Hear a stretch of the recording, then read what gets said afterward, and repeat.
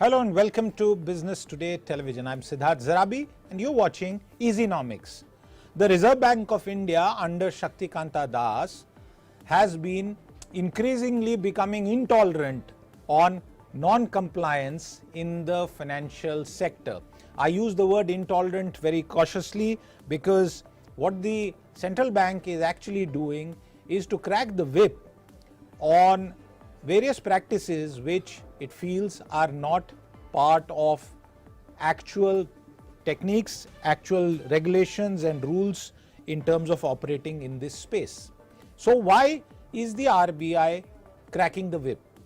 Why is the central bank, the banking regulator, showing the fist to all manner of non-compliance, and what will its impact be on the overall financial sector and particularly the fintech sector, where innovations and rapid use that has happened in India is being spoken about globally. Joining me on that debate is Sanjay Agarwal, Senior Director at CareEdge Ratings.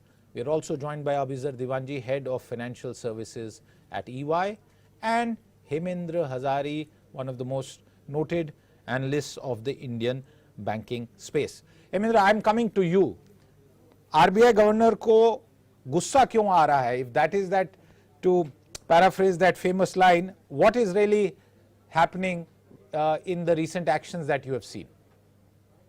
Well, I sincerely hope that the RBI keeps cracking its whip even more vigorously on all these regulated entities.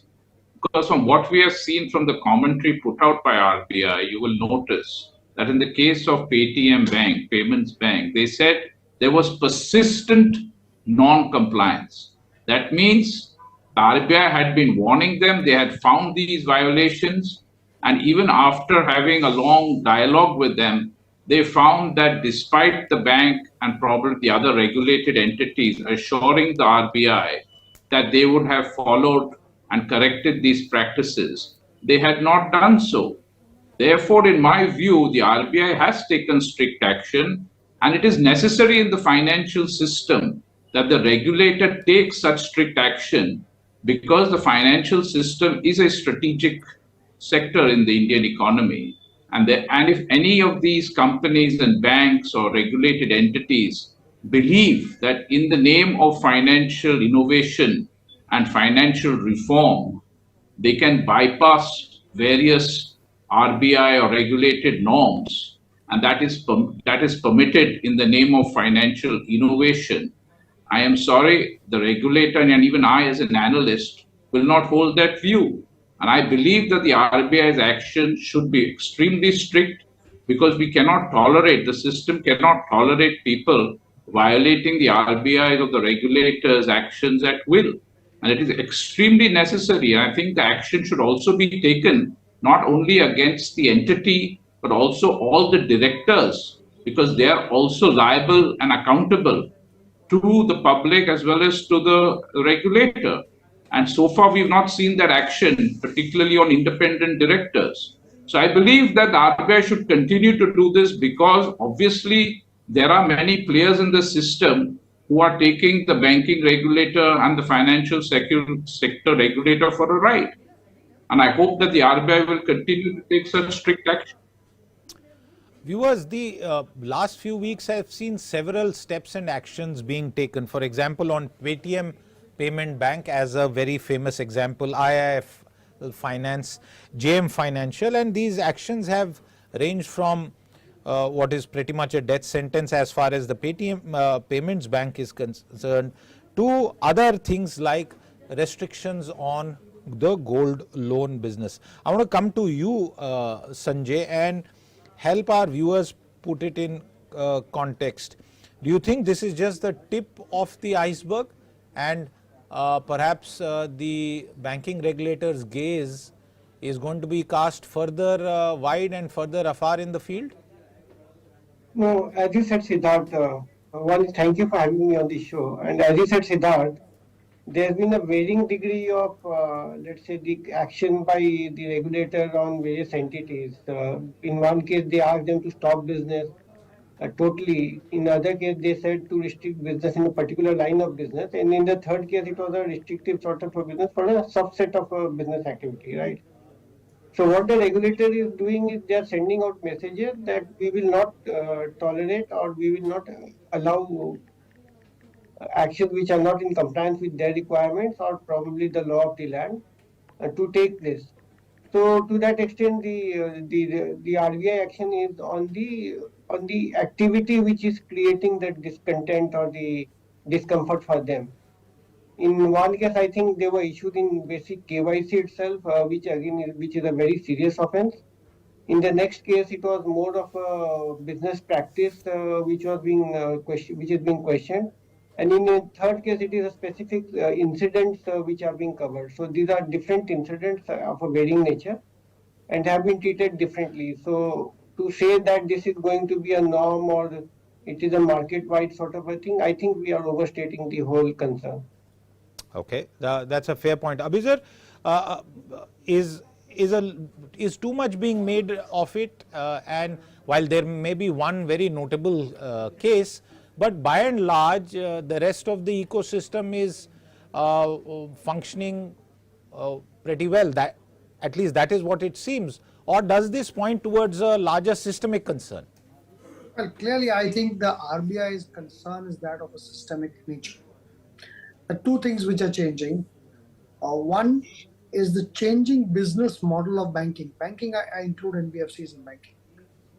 With more and more automation, more and more digitization, the whole business is changing, and there is a level of discomfort that the central bank would have in terms of those operations. The other thing is the desperation to grow and the creation of a bubble or a systemic risk. As you know, credit has kind of slid down the credit path. And we are now taking on more and more riskier assets, causing more and more systemic risk to the system. And if the central bank tries to, take control of the processes to make sure that the systemic risk is minimized or at least known, I think that's a fair point.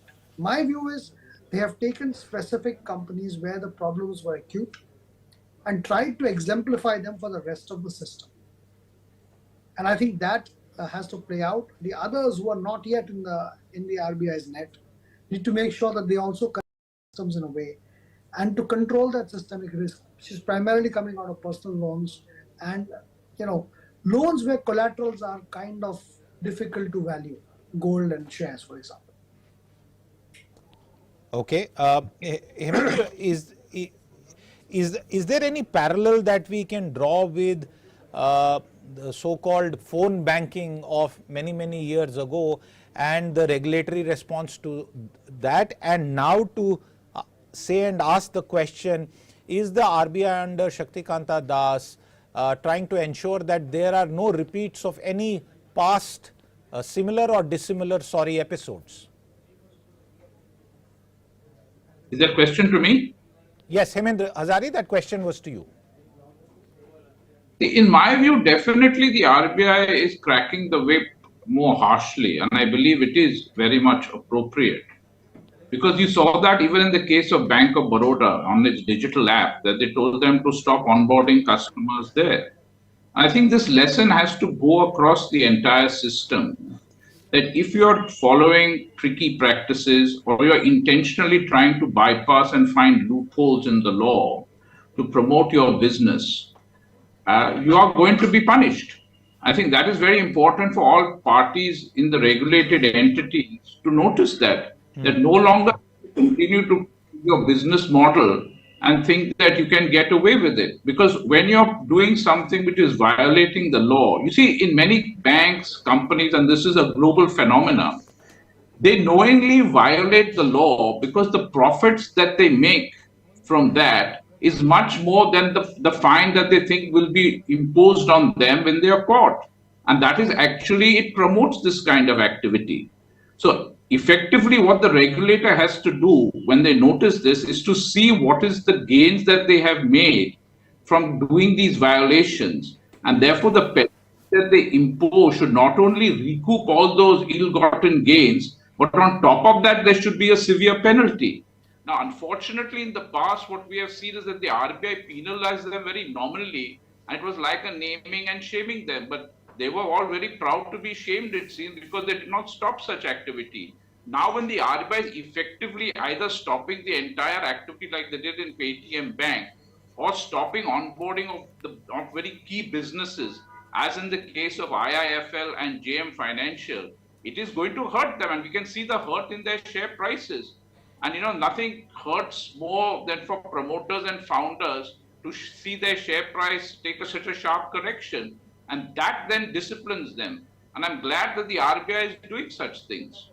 Hemendra, I want to follow that up because what you are saying is also what the governor said at a recent event. He said one may own a Ferrari, but you have to observe traffic rules. So it doesn't mean that if no one special as far as the market is concerned.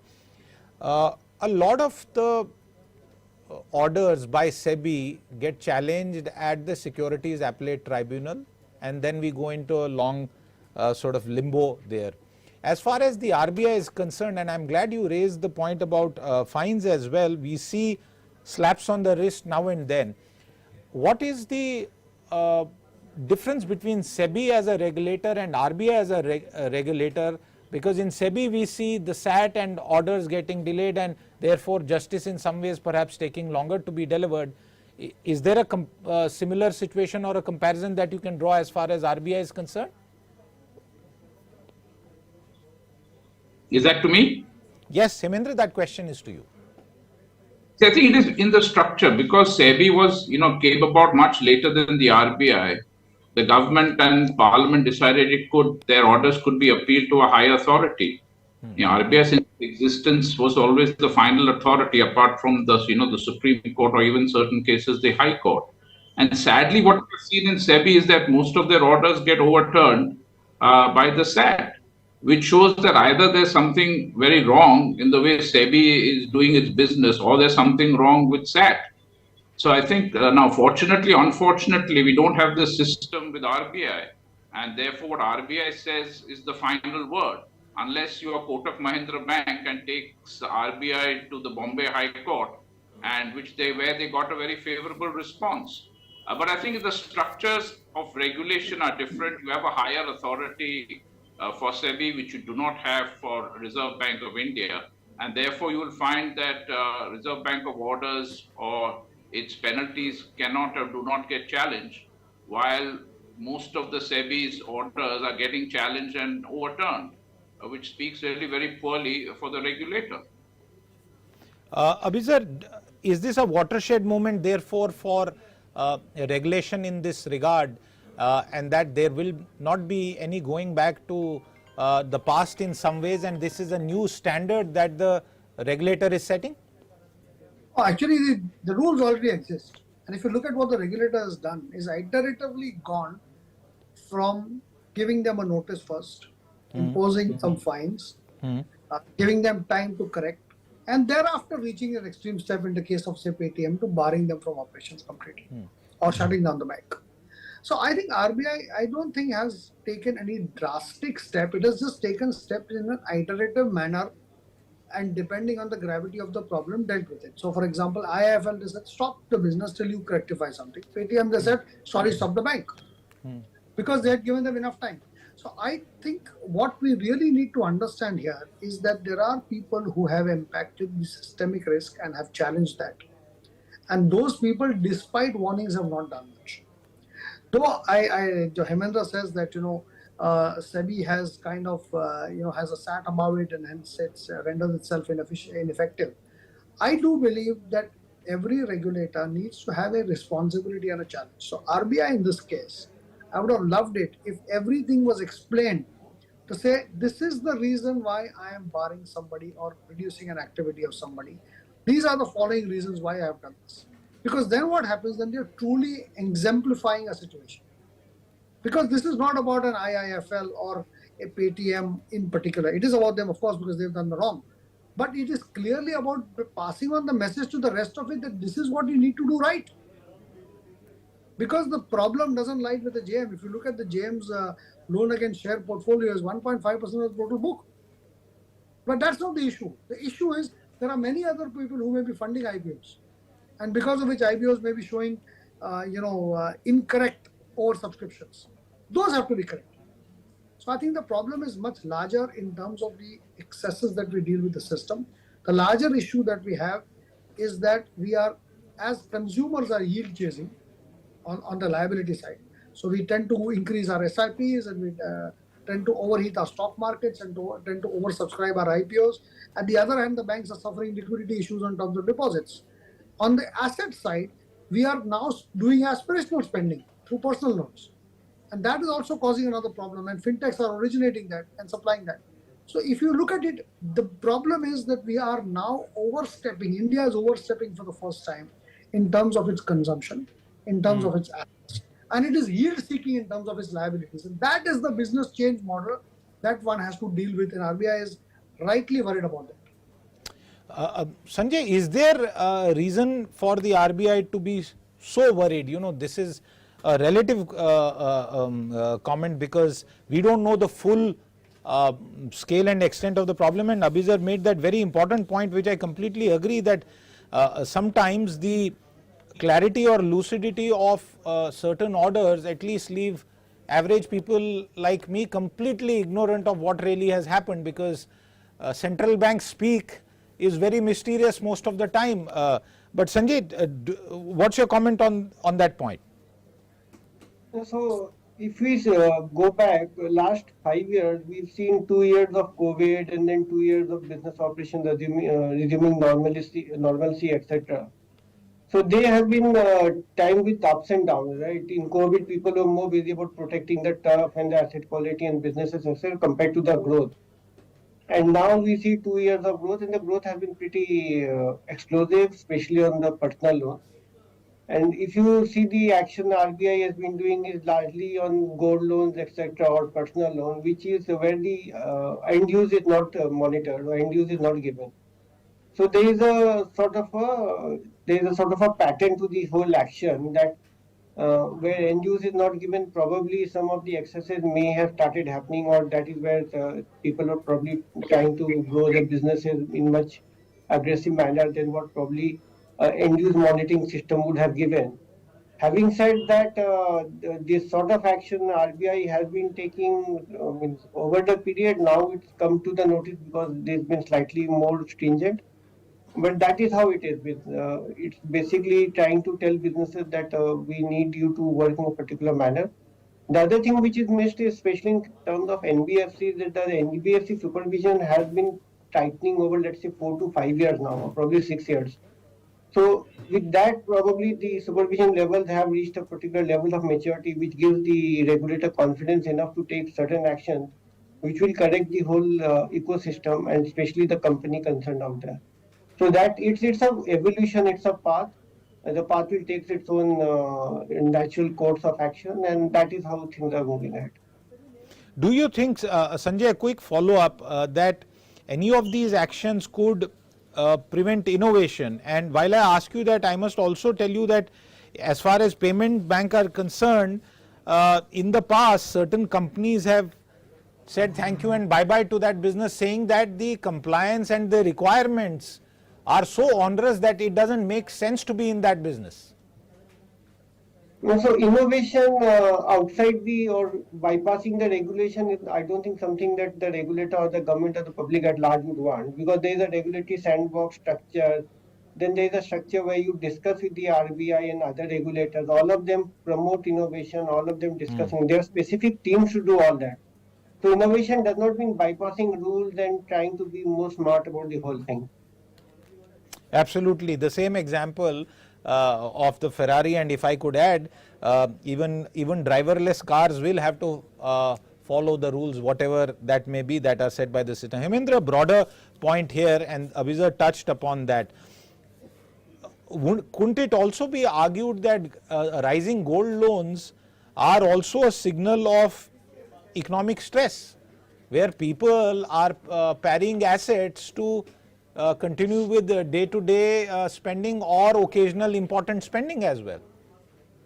Very correct. I'm glad you have raised this issue because what has gone largely unnoticed is that corporate loans has not been growing, which tells you why banks, where the deposits have been flowing into the financial system, have to be deployed somewhere.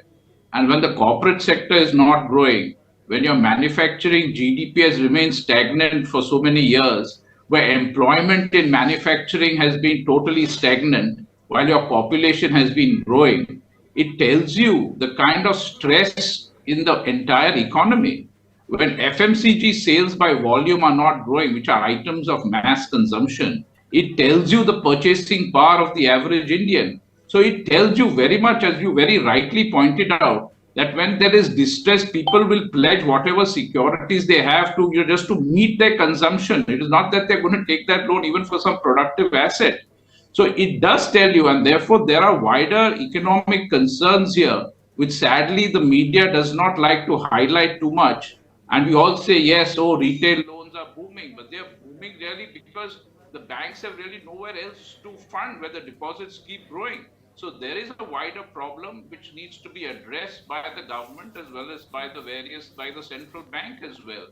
Because and you cannot keep growing, the retail loans when the economy is under stress.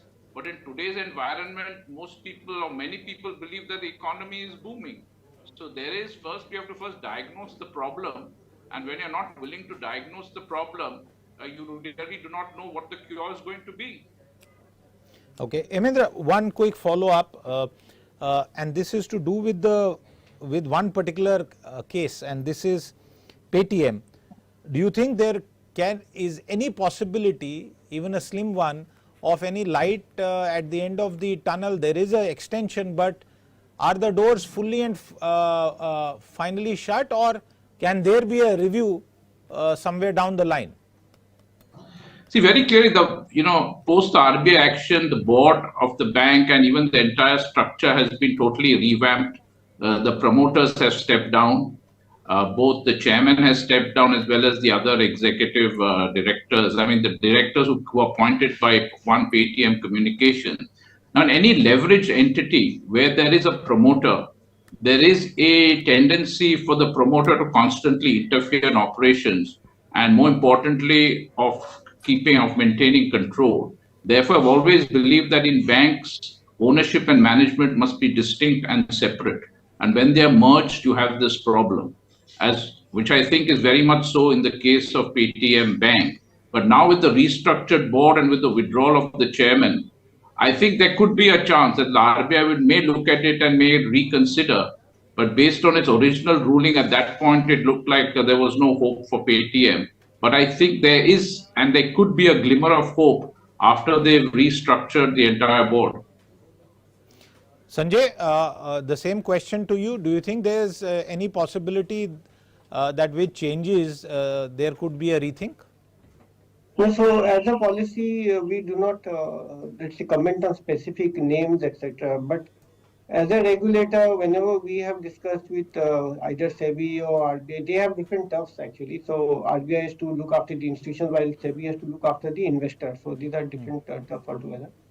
Having said that, when you look at the institutions, they are supportive. They want to guide the businesses, organizations to do business in a particular manner, especially since now we are getting into a more and more uncharted territory of significant amount of digitalization, straight through processing, where in many cases there's nobody involved except for a single, let's say, unit anywhere. So these are different times, and the regulations obviously will be different. But having said that, we have seen that the regulators are keen to support businesses, enable them to grow and foster. And we feel that they will take all the steps which are necessary to that. I mean, especially in the case of, let's say, fintech, there is a specific teams in both the regulators to take care of fintechs, understand the issues, go ahead with them, educate them, put in the regulatory sandbox, discuss how we can take forward, how we can expand the whole offering to the entire sector. A lot of those actions are there. I mean, we have come all the way right now because of whatever regulators have done. That's a very large piece of the whole gamut. Absolutely. A final word from you, Abhizar, on that same question regarding the future of PTM Payments Bank. Yeah, I think the payments bank will find it difficult to survive. The PTM as an app and the payment aggregator is, I think, where the opportunity will be. So I'm not sure whether RBI will trace back just because the management has changed. If the ownership changes, then there could be a different issue. Somebody could buy it. Absolutely, and the reason I was pursuing that question was not to sort of get to know about that particular company alone, but the broader point that with the RBI cracking the whip, viewers, on a space that has delivered innovation, that has delivered ease of use, ease of access to banking services, at least in urban India, and has come very handy at times of COVID and after that. There is clearly a fine balance that needs to be struck. And as far as the regulator is concerned, there can be no questions that India's financial system overall and specific verticals within that need orderly and supervised growth. And in that, what the RBI is doing and may continue to do in the future is absolutely required. And we will continue to analyze and decode such actions with the kind of eminent experts that we had on today's show in the future as well. Hemendra, Abhizar and Sanjay, thank you very much for your time with us today. With that, it's a wrap on this episode of Easynomics. We'll be back with more. Until then, goodbye.